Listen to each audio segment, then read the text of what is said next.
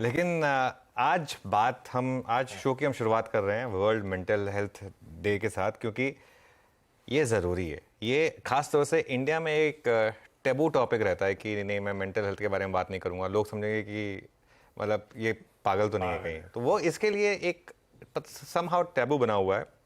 Frankly speaking, मैं खुद एक फेज से गुजर चुका हूँ जिसमें मेरी मेंटल हेल्थ पर काफ़ी टोल आया था, तो इसके लिए अब शायद मैं उस चीज़ को बेटर समझता हूँ। इसके लिए मैं इसके बारे में और खुलकर बात करता हूँ, जो पहले मैं शायद नहीं करता था।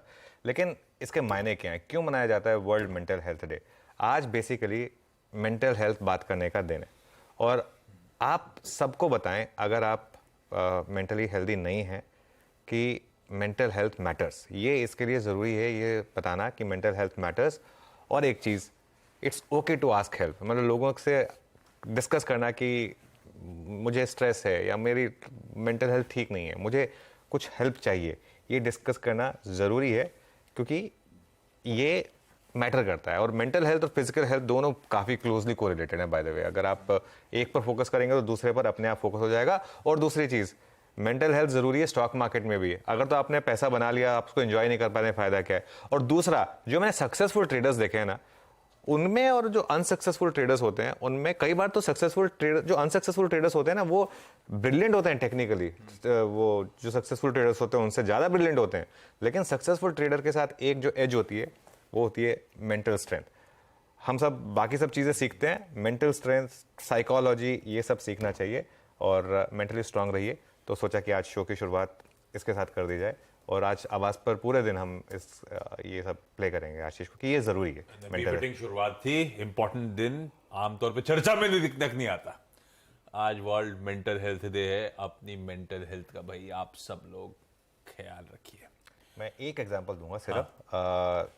जैसे मैं, आप सब जानते हैं कि मैं अश्विनी जी से काफ़ी प्रभावित था। वो काफ़ी मेंटली स्ट्रांग थे जब ट्रेड करते थे, तो वो मतलब इस तरह की वॉर वगैरह की सिचुएशन में ना बिल्कुल एकदम मेंटल स्ट्रेंथ के साथ। और जब सबसे ज़्यादा वॉलेटाइल फेज होता था, उसमें सबसे ज़्यादा पैसा वही लोग बनाते हैं जो मेंटली स्ट्रांग होते हैं। Yes. इस चीज़ का ध्यान रखिए। चलिए खैर, अब आशीष आज के बेसिक क्यूज़ पर आते हैं। और आज मैं एक चीज़ इंटरेस्टिंग देख रहा था, कल भी हमारा जो व्यू था लॉन्ग कैरी करने का, उसमें एक सिर्फ आउटलायर था कि क्रूड के दाम नहीं बढ़ने चाहिए बहुत ज़्यादा। वो जो 84 तक हमने देख लिया था, फिर वो 84 से 88 आ गए। अगर आप सुबह सुबह 92 93 पे खुलते हैं तो मेरे ख्याल से गैप डाउन होता, वो नहीं हुआ। ये एक रिलीफ फैक्टर है। और यूएस में भी कल स्ट्रॉन्ग रिकवरी रही। वो जो कल नीरज जी डिस्कस करेंगे ऑब्वियसली, वो जो कल फेड ऑफिशियल्स ने बोला कि भाई बहुत बढ़ चुकी है बॉन्ड यील्ड, अब पॉज करो इसको। आई थिंक मार्केट ने उसको अच्छे से लिया, और डॉलर और बॉन्ड यील्ड लोस पर बंद हुए और इक्विटीज हाई पर बंद हुए। तो हम एक गैप अप के साथ खुलेंगे आज, और गैप अप पर खुलने के बाद देखते हैं क्या होता है। और एक चीज़, ये इजराइल वाली जो मामला है ना, और 2 दिन डिस्कस होगा, उसके बाद हमारा फोकस पूरा का पूरा वापस आ जाएगा डोमेस्टिक अर्निंग सीजन पर। अभी देखिए, रशिया यूक्रेन की वॉर भी चली रही है ना, हम कहाँ डिस्कस करते हैं, रोज वॉर हो रही है उनके बीच में, हम कभी डिस्कस ही नहीं करते। यही होने वाला है। फिर इंडियन मार्केट का फोकस जल्दी से परसों से शिफ्ट हो जाएगा अर्निंग सीजन के ऊपर। एक्चुअली अगर ये एस्केलेट नहीं हो रहा, वहां तक ही सीमित है इजराइल और फिलिस्तीन के बीच, तो शायद चर्चा में धीरे धीरे आना भी बंद होने लगेगा। लेकिन ये बात सही है, मेंटल हेल्थ के बारे में बात करते हैं। मुझे स्ट्रेस है थोड़ा सा। किस बात का? आज 12:30 का शो आप वीरू को दे दो। देखिए, काम से बचना स्ट्रेस बस्टर नहीं हो सकता।